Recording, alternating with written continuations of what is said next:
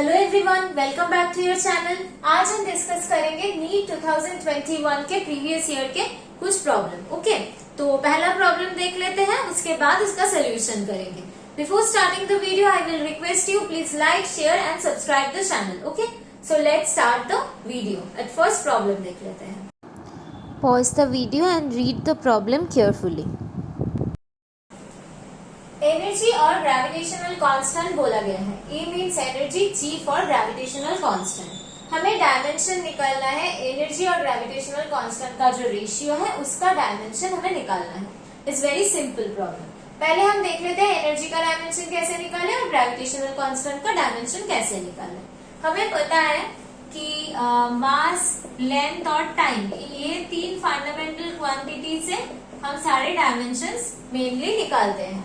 तो पहले हम देख लेते हैं कि वेलोसिटी का डायमेंशन कैसे निकालते हैं। Displacement per unit time. So velocity का डायमेंशन होता है L (t⁻⁻1). इससे हम एक्सीलरेशन का डायमेंशन निकाल सकते हैं, that is velocity per unit time. So acceleration का डायमेंशन होता है L (t⁻⁻2), राइट। इससे हम फोर्स का डायमेंशन निकाल सकते हैं। फोर्स होता है मास इंटू एक्सीलरेशन। सो mL (t⁻⁻2), ये हो गया हमारा फोर्स। उसके बाद आता है वर्क डन। वर्क डन का डायमेंशन क्या होता है? Force into displacement. So displacement means L। So force का डायमेंशन के साथ सिर्फ L मल्टीप्लाई करेंगे तो वर्क डन आ जाएगा। सो mL² (t⁻⁻2), ये वर्क डन का डायमेंशन है। वर्क डन और एनर्जी सेम चीज होती है, तो ये एनर्जी का भी डायमेंशन है। सो यहाँ से हमें एनर्जी का डायमेंशन पता चल गया कि एनर्जी का डायमेंशन है mL² (t⁻⁻2). अब हम ग्रेविटेशनल कांस्टेंट का डायमेंशन निकालेंगे।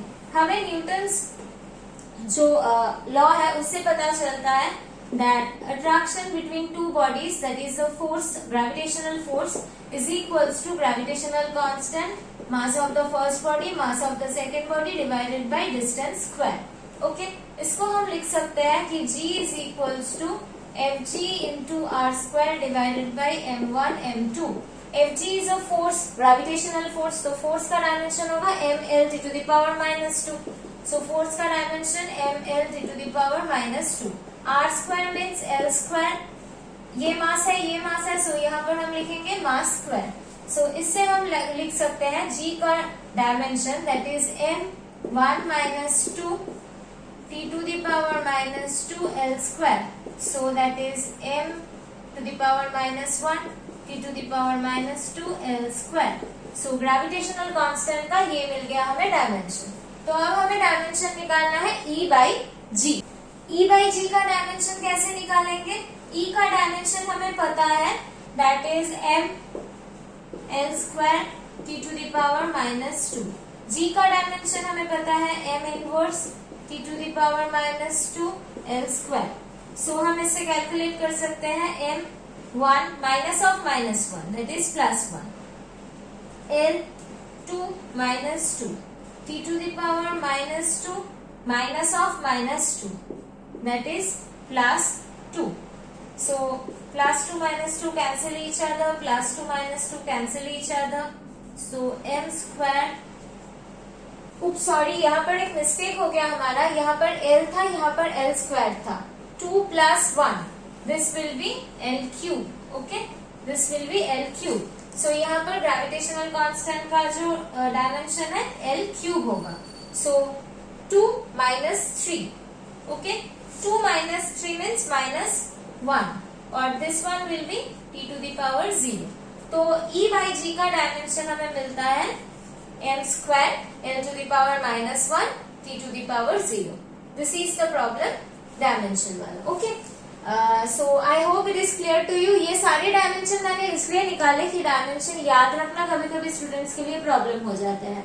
तो अगर तुम ऐसे स्टार्ट करोगे वेलोसिटी से तो 1 by 1 सारे तुम्हें याद आ जाएंगे। ओके, मैंने प्रोसेस दिखाया, वैसे तुम्हें याद रखना है। ओके, एंड नेक्स्ट थिंग, तुम देख सकते हो कि डायमेंशन का चैप्टर से भी नीट में प्रॉब्लम्स आ रहे हैं प्रीवियस ईयर में, राइट। सो हम कभी कभी करते हैं, डायमेंशन फर्स्ट चैप्टर है वो नेग्लेक्ट कर जाते हैं, लेकिन डायमेंशन का चैप्टर भी इम्पोर्टेंट है, वो भी हमें ध्यान से करना है।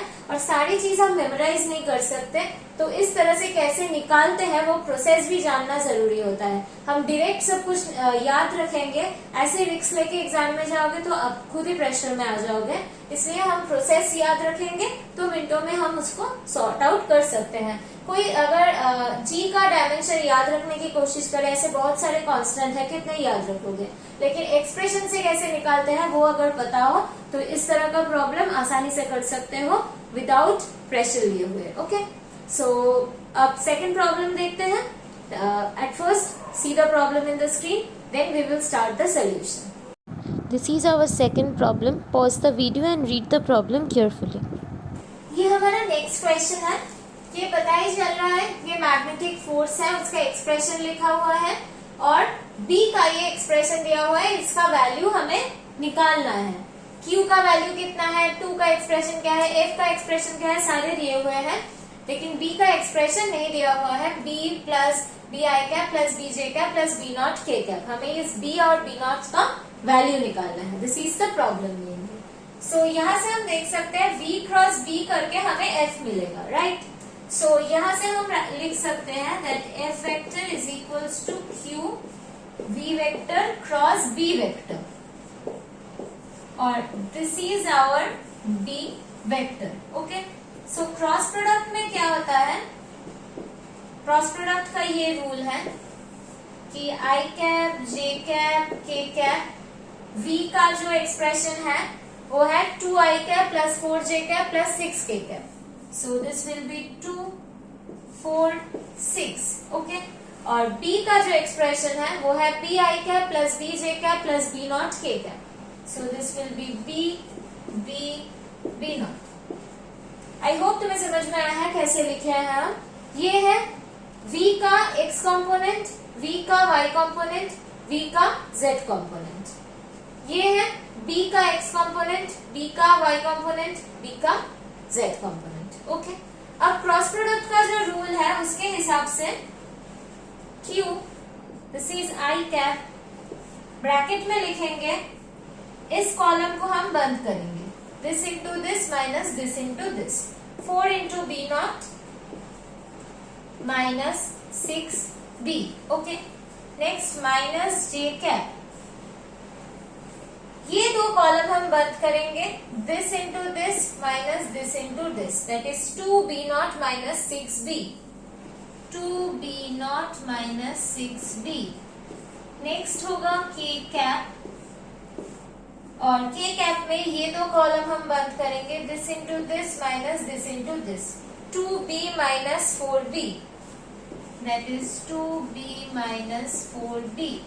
सो इससे हम लिख सकते हैं that is Q I cap 4b not minus 6b, 4b not minus 6b minus j cap, this is 2b not minus 6b, और 2b minus 4b that is minus 2b, so minus 2b k cap. ये हो गया हमारा expression. हमें पता है Q का value है 1, सो इस Q के जगह हम 1 पुट कर सकते हैं, वैल्यू पुट कर चुके हैं 1। तो F का एक्सप्रेशन भी हमें पता है, ये दिया हुआ है, और हम अभी इतना कैलकुलेशन करके जो हमें मिला है वो फाइनली हमें F ही मिला है, तो हम इस दो इक्वेशन को कंपेयर कर सकते हैं। ओके, यहाँ पर आई कैप का जो कंपोनेंट है वो है 4, यहाँ पर आई कैप का कंपोनेंट है 4b नॉट माइनस 6b, सो यहाँ से हम कंपेयर करके लिख सकते हैं that 4b not minus 6b is equals to 4। J cap का कंपोनेंट माइनस जे कैप का कंपोनेंट क्या है 20, यहाँ पर माइनस जे कैप का कंपोनेंट है 2b नॉट माइनस 6b, सो यहाँ से हम लिख सकते हैं 2b not minus 6b is equals to 20। K cap का यहाँ पर लिखा हुआ है 12 और यहाँ पर है minus 2b, so minus 2b is equals to 12, so यहाँ से लिख सकते हैं b is equals to minus 6। ये वाला हमें मिल गया। और यहाँ से हम इस दो इक्वेशन से हम अगर कैलकुलेट करें तो b का हमें फॉर्मूला मिल चुका है। तो यहाँ से हम लिख सकते हैं दैट, ये सेकेंड इक्वेशन से लिख सकते हैं 2b not minus 6 into b, वो भी 6 है। So minus 6 into minus 6 that is 36। So 2b not is equals to, ये प्लस 36 है तो उस तरफ जाएगा तो माइनस 36 हो जाएगा। So 2b not is equals to minus 16। So b not is equals to minus 8। हमें b का वैल्यू मिल चुका है माइनस 6, b नॉट का है माइनस 8। सो आफ्टर कैलकुलेशन हमें मिला है b का वैल्यू माइनस 6, b नॉट का वैल्यू माइनस 8, राइट। हमें क्या निकालना था, b वेक्टर निकालना था। This is our b vector. So यहाँ पर हम वैल्यूज पुट कर सकते हैं b i cap that is minus 6 i cap, b j cap that is minus 6 j cap, plus b not k cap that is minus 8 k cap. तो ये आ गया हमारा पूरा b vector. This is our required answer. Okay, I hope ये problem तुम्हें clear हुआ होगा। इस प्रॉब्लम को सॉल्व करने के लिए जो चीज नेसेसरीली हमें पता होना चाहिए वो है क्रॉस प्रोडक्ट कैसे होता है, उसका फॉर्मूला। तो क्रॉस प्रोडक्ट जैसे हो रहा है वो हमें पता होना चाहिए। और सेकेंडली कैसे कंपेयर करते हैं, एक्स कंपोनेंट के साथ एक्स कंपोनेंट, वाई कंपोनेंट के साथ वाई कंपोनेंट, जेड कंपोनेंट के साथ जेड कंपोनेंट, ये comparison. So this problem is also very simple. NEET के प्रॉब्लम में कंसेप्ट क्लियर होना जरूरी होता है और बहुत हाई एडवांस लेवल के प्रॉब्लम नहीं होता है। तुम्हारा कॉन्सेप्ट अच्छा होना चाहिए ताकि किसी भी तरह से प्रॉब्लम दो तुम समझ सको। मेमोराइज करके नहीं होगा, तुम्हें सब कुछ समझना है, तभी नीट के फिजिक्स बहुत इजी लगेंगे तुम्हें। Okay, I hope this are clear to you. If you have any doubt, please write in the comment section. To get more videos like this, don't forget to like, share and subscribe the channel. Thank you everyone. We will meet very soon with new videos.